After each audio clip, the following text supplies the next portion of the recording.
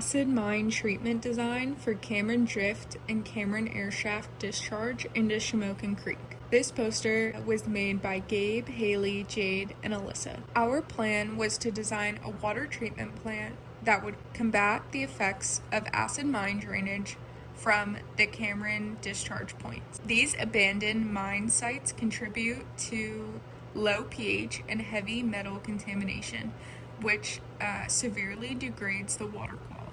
The treatment facility design will integrate active and passive technologies to neutralize acidity, remove heavy metals, and enhance the overall water quality. Figure 1 shows the 2 discharge points of Cameron Drift and Cameron Airshaft. Figure 2 shows one of the Cameron discharge points and how low the water quality is leaving these points. Figure 3 shows the combined influent conditions. It goes through a variety of parameters as well as the 50th and 75th percentile of the data, which is what we used to calculate the treatment design.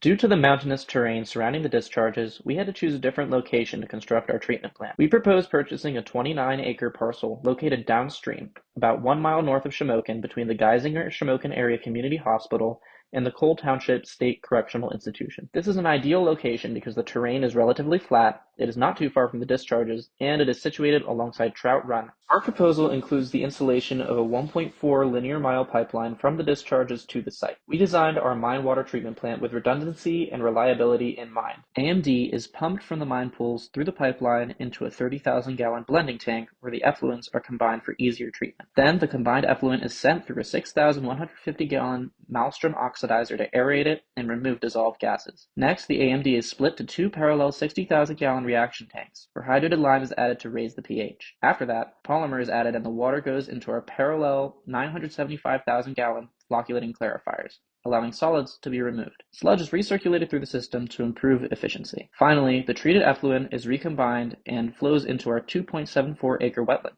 allowing the last solids to settle out before the now clean water is discharged into Trout Run to eventually flow back into Shamokin Creek. The left side of our screen here shows the recommended treatment system, which takes up roughly 4 acres. It shows the exact layout of every piece of our plant, such as the wetland, which is kind of that large green rectangle to the left there. That's the biggest portion of the plant.